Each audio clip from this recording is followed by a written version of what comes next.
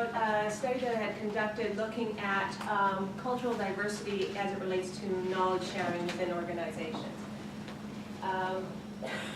Why do we bother looking at knowledge sharing and cultural diversity? Well, one of the arguments is that today there's a lot of competition in the workplace, and if you want to be sustainably competitive advantage, you need to actually harness the knowledge in your organization.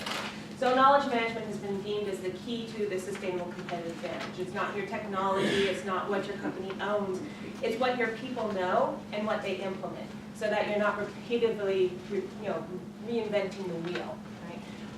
Yet in the literature on knowledge management, it's been deemed that culture is this very important component, and it's this nebulous thing that's how are you going to get people to take on this knowledge managed initiative, that to use somebody else's knowledge as opposed to coming up with their own. How do you share your knowledge with somebody who needs to know it? So, what is culture? And it's one of those things that we can sort of describe, and you can sort of see it through artifacts in terms of how do people dress at the workplace, how do they interact with each other, is there a lot of sociability going on, like people are friendly with each other, or is it very formal? But really it's about the shared norms, beliefs, and assumptions. It's what tells you what is right, what is proper, how is things done here. It is, what's deemed rude. These are all based in culture, that how you are defining culture will develop those. But there's different sources of culture. There's your national culture. So being Canadian means something to us, right? When you go and travel internationally, things are a little different, and it's because it's counter to what your shared norms, beliefs, and assumptions are, how the world operates. But we also have regional differences. So I've been born and raised in Saskatoon, lived in Ontario, came to Newfoundland, and I can tell you there are regional differences across Canada. So it's very interesting looking at how those nuances come to play. Also, there's organizational culture. So even within the same industry, different organizations will have different feels about them, different ways of things are being done. And also there's different professional cultures. So I know in many organizations you'll have different professions represented. You'll have your accountants, you'll have your HR personnel, and they have different professional cultures from their own training in terms of beliefs, assumptions, and norms of how things are supposed to be done. My research looked at knowledge flows. And what is a knowledge flow? And it's basically the patterns that evolve in terms of how knowledge is being shared throughout the organization. So who's sharing with whom, who's asking for the knowledge from somebody else. It's these patterns that evolve in the organization. So what I was really interested in looking at was how do cultural differences within an organization impact these flows of knowledge in the organization? Because if there's barriers where there ought not to be barriers, that's something that needs to be addressed. And what I did was I did a 2-week study at a Japanese subsidiary. It was in the United States. So Japan and the US have very different cultures. And in addition, within that subsidiary, there was Caucasian American workers, Caucasian Canadian workers, there was a very large constituency there, Hispanic workers, African American workers, and the expatriates, the Japanese workers that came in from Japan. So all 5 had very different regional and national cultural values, norms, beliefs, and assumptions. In addition, it was a one-place building where it had not only the business component of finance, accounting, marketing, HR, all of that was all in one side of the building, and attached to the back side was the manufacturing and distribution. So very different professional cultures were present in the organization as well. So we had, I spent a lot of time talking, observing, measuring, and really what I found was 4 key findings. And this is how diversity impacts how knowledge is shared and flows within an organization. The first and foremost was that national and professional culture defines what is good work. And I think that this is one of those assumptions that is really critical even here in Newfoundland, if it's not even an international subsidiary. We have CFAs coming in from different regions, from different countries, and these are all come with assumptions of what is good work. So for example, the biggest highlight here was a distinction between what Japanese employees consider to be good work versus what the North American employees deemed was good work. And this was a very lengthy quote. I'm not going to read it out to you, but it's sort of a cliche. If you were to put a Japanese and American worker next to each other, the American worker will look lazy, and the Japanese worker will look stupid. That a Japanese worker will spend 10 hours of cleaning a machine with a toothbrush, and the American will grab a hose, rinse it down, and walk away. Right? So you can see that there's a lot of derogatory comments regarding that, and that there's this assumptions that they are doing the work poorly. But really, the Japanese culture is really about consensus building. It's about group buy-in. And so you're going to have a lot of buy-in from your superiors because, again, the Japanese culture has what's called high power distance. That there's a lot of deference to superiors and elders. In North America, there's a low power distance. And really what that means is that even if I'm a subordinate, I expect to have a lot of say with regards to what my superior decides. Right? And also North America is more individualistic, that we have this assumption that the individual can make the decision in and out. It might be wrong, and they might be held accountable to it, but there's no finger pointing in Japan, whereas in North America there can be finger pointing. Right? And so these differences in these norms and beliefs and values lead to different types of good work.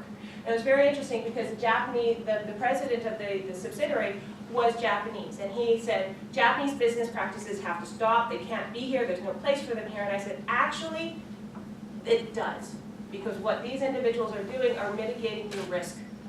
You're operating in a new environment for the company, this risk needs to be mitigated. So this has these different good work practices actually benefit the organization.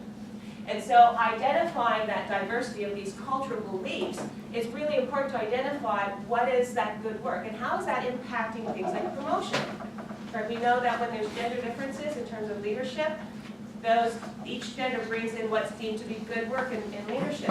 If that's not housed within your performance appraisals, you'll get basically systemic discrimination. Okay. So that was one of the interesting issues. The other was that looking at first language defined barriers to efficient knowledge sharing. Okay, so obviously the expatriate Japanese individuals plus the Hispanic community that was working there, English was the second language. And when English is the second language, it creates barriers to efficient knowledge sharing. It's harder to explain your expertise and your understanding using a second language. I know, having gone over to Japan, it's a lot harder for me to express what I know, and I know a bit, right? But it's harder to express it in a language that's not native to your thought processes. And so it was interesting that it created these physical barriers in terms of the knowledge flows. It was like they would just kind of stop along the language lines, but they had to share on some critical formal knowledge sharing. And what they found was that it actually came with better knowledge sharing. So when there was a language barrier, people put in the effort to understand what was being said. There was active listening. There was checking in to make sure that you understood. Versus when it was English to English, there was no active listening. And so oftentimes there would be an assumption of understanding of the knowledge when in fact there was a complete misunderstanding. Okay, and I know again coming into Newfoundland there is a dialect here that is all English, right? But the understanding and the implications of what does that word really mean, that creates a hiccup. So without the active listening and support for the active listening, you can actually create these inefficient knowledge sharing. The finally then was that there was different types of knowledge flows. There was a formal knowledge flow, and that was really about the strategy knowledge or the operational knowledge. So the stuff that really had to be shared for proper business processes. And what was found in that regard was that there was differences. Because we have, Japanese was very high power distance, they believe that the superiors really are the ones that need the knowledge or that they need to get the information from the superiors. The Japanese managers were very much up-chaining. Okay, so knowledge sharing with the president, the American director, and the parent company.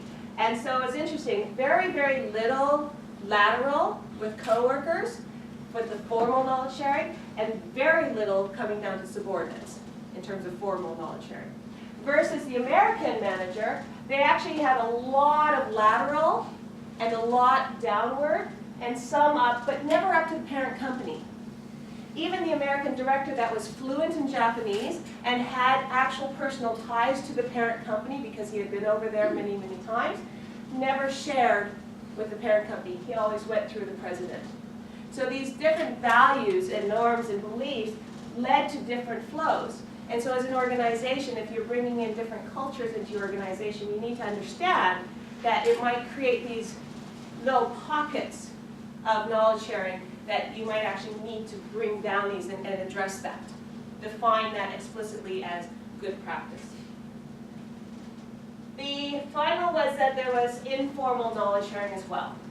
And informal knowledge sharing is what we call the water cooler discussions. You know what they happen. It kind of feels like gossip, right? Or the little interesting tidbits that pop up. And it was interesting that what happened was it was through shared experiences, shared frustrations, shared languages, and shared practices were the things that defined the informal knowledge sharing. So the crew that went smoking outside together, they shared a lot of the informal knowledge sharing together. So they knew what was going on. It wasn't formal strategy or operations. That wasn't the scenario. It was really what's going on, right? So how does organizational culture influence the knowledge flows? First and foremost, the management support. What does management say about knowledge sharing? And the president of this organization was very explicit that sharing one's knowledge is really important. If you hide it and hoard it, if you protect it, you will have no place in this organization in the long term. Okay? That he really emphasized, and so did the director, emphasized a learning organization. They were growing rapidly. They needed everyone to learn so that they could be promoted and bringing up the people underneath them as well. Very intolerant to active hoarding. Interesting, there was also a very explicit intolerance to national culture and language excuses. So while it was a little bit of a hiccup for understanding and identifying the good work that the Japanese workers were bringing to the workplace, it actually helped in terms of removing that, I can't understand it, right? I'm just not even going to bother asking. So it was interesting because when I was saying to him, afterwards in my discussion with the president, I said, you know what, you might actually want to invest in some Japanese language classes here. Because putting in the effort to express some communication, it'll probably be at the level of a grade 5, or no, kindergarten, 5-year-old, right? But that effort, well, and also in that training of the language skills, you start understanding the grammar structure so that you don't assume the person's stupid because they're not forming a sentence properly. They're forming a sentence very properly considering their language. Okay, so it helps remove some of those barriers. So what does this mean for other companies in terms of you guys? I'm sure you have some CFAs in your organization, right? And from that you can see that there's possibly language barriers. And it might not be obvious in terms of the Japanese versus English. But I know even English to English, when I go over to England and I train over there in agility, little dog stuff, and I talk about my agility pants, I usually and invariably get snickers from them. And I'm like, no, I'm sorry, that's trousers, right? They're not underwear, right? So it's the understanding of the language differences and incorporating the active listening and training your employees on how to actively listen and engage and share that knowledge is really important. Identifying improper or incomplete knowledge flows. Where are those barriers that you really need that knowledge to be flowing? That's just not because of what's good work. Right? And you can also influence knowledge flow strongly by your formalization, identifying chains of who needs to be sharing with whom, and identifying what's tolerated and what's not tolerated. So while national and regional cultural differences will define, and professional cultures as well, will define what's appropriate behavior, the organization, the president, the HR department, the supervisors have a very strong say in training that. So you can organizationally define that above and beyond what nationally would be present. That's it.